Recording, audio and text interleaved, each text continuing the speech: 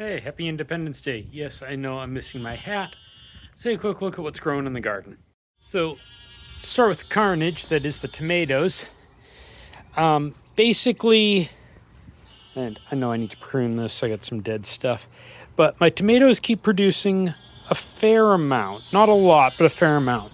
If we look over there, though, what's happening, actually, there's a good example, is the birds are beating me to them.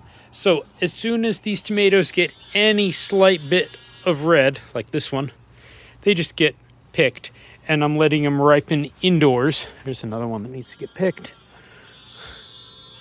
So they don't end up looking like that.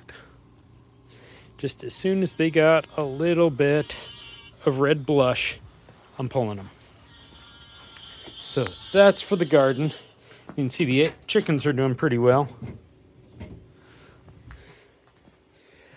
Over here, my Thai chilies, as you can see, have finally stopped slacking, and I've gone from having not enough peppers for my tomatoes to having way more peppers than I have any use for.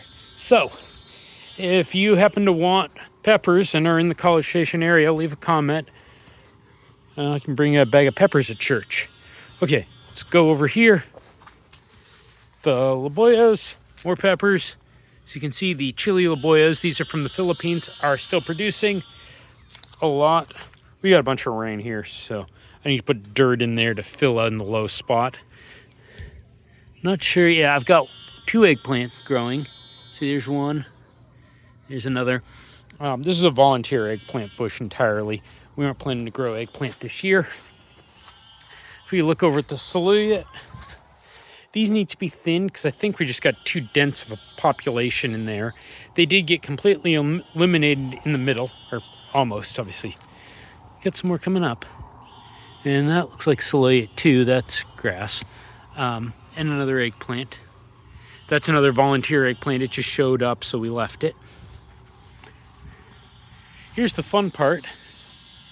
If I remember right, this first trellis is bitter gourd. And everything on the trellis there is based within a few inches of the top or at the top. And they're nicely grabbing on to the trellis. It just rained, so everything out here is wet. And then this second set is string beans. Trellis seems to be holding up fine.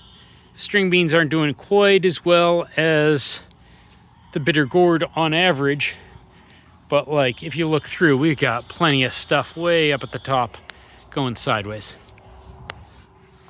And the calamansi tree, it did get pruned,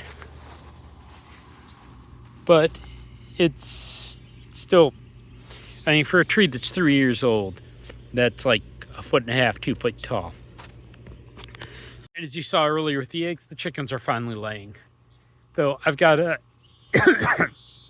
put up a new position for the existing roosting bar, because at the moment they're pooping on part of the new nesting boxes and some of the egg collection. It's nasty.